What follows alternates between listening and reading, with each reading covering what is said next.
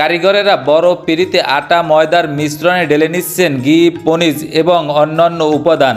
ময়দার এই খামি থেকে তৈরি হবে ছোট ছোট রুটি এবং সেই রুটিগুলো মাটির তৈরি চুলার ভিতরে সাজিয়ে লাগিয়ে দেওয়া হয়। নির্দিষ্ট তাপে কয়েক মিনিট রাখার পরে রুটিগুলো পাশ উল্টিয়ে দেওয়া হয় চুলার ভিতরে।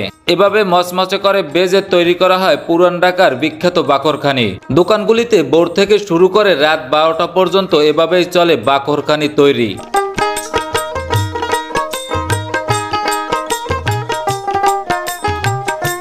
কারিগরেরা প্রতিদিন 1.5 থেকে 2 মণ ময়দার বাকরখানি তৈরি করেন।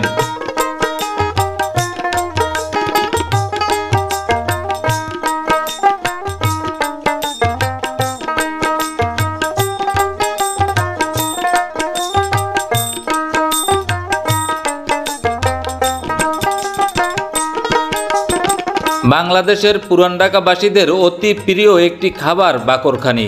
এখন শুধু পুরান ঢাকা নয়, বাংলাদেশের সব জায়গার মানুষই পছন্দ করেন এই বাকরখানি। ইংরেজদের আমলে ঢাকায় বিকাশ ঘটে এই বাকরখানির। এই বাকরখানিতে তেল চর্বি না থাকায় ক্রেতারাও খুব পছন্দ করেন। প্রচলিত আছে 2 বিরোহী প্রেমিক প্রেমিকা বাকের এবং খনি বেগম থেকে এই বাকরখানির নামটি এসেছে।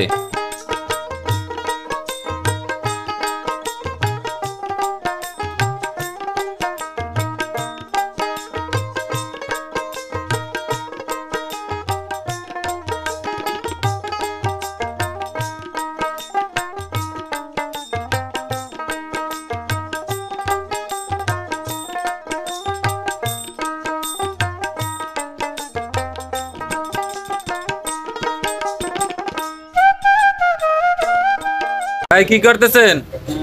বাকরখানি বানাইতেছি। পুরান ঢাকার ঐতিহ্য খাওন বাকরখানি।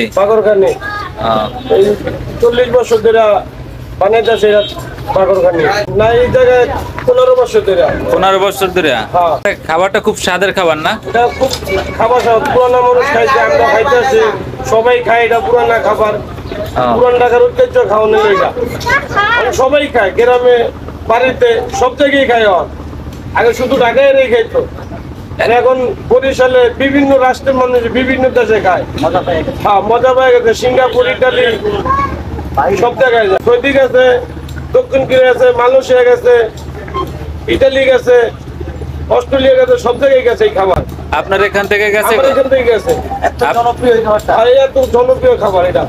পনির আছে, ঘি আছে, ডালডা আছে, বিভিন্ন রকমের রুটি এখানে বানাই আমরা। দোকানের লোকেশনটা একটু বলতেন যদি। সোহানি স্টোর। জায়গার নাম? জায়গার নাম রসগঞ্জ, বলের ঘাট, জিঞ্জিরা ফেরিঘাট।